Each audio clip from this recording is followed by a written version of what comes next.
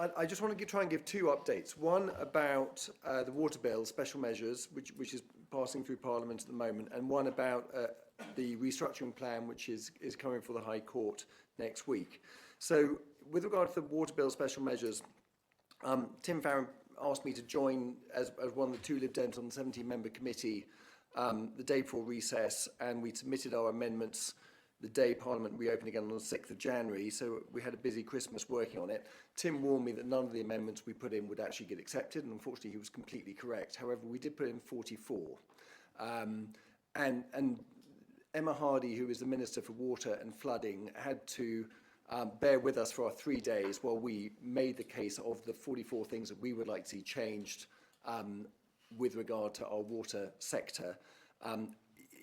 I'm new to Parliament, obviously, and it was disappointing to spend 3 days making a case and having every single one of them shot down and not a word in. And I'll give you some examples of the sorts of things we've been asking for. One is pollution reduction targets. So actually setting targets which we can then start working towards as to how much pollution is going to be cut out and how quickly. Secondly, social tariffs. So those people who can't afford to pay just like in electricity, so that they are given a break. Thirdly, financial stability. These water companies are in the junk bond territory. Thames Water, I think, is 7 and 8 notches below investment grade. That, in a normal world, non-utility world, would have put them into insolvency already. Because they're in the utility world, they're not.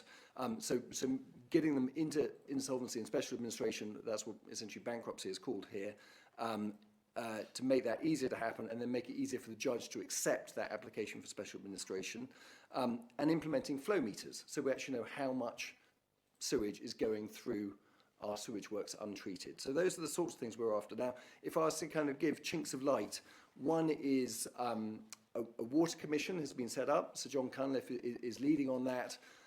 The government is saying, well, let's see what he has to say. He's reporting back at the end of June, and then we'll see, we'll probably bring back and come in with a new bill sometime in the next 9, 12, 15 months, and hopefully that will include lots of our brilliant, bright, shiny ideas. We'll see. And another chink of light was the government has been totally targeted on private ownership of these water companies, and that is really a key reason for its failure, because these are monopolies and they're incredibly badly regulated monopolies. And so fixing that, and at least when they go into special administration, having the option of coming out as a mutual or municipally owned company, which is standard practice in the rest of the world, we should really be trying to head down that route. And she opened the door to that, which they haven't previously opened. So that's one to watch.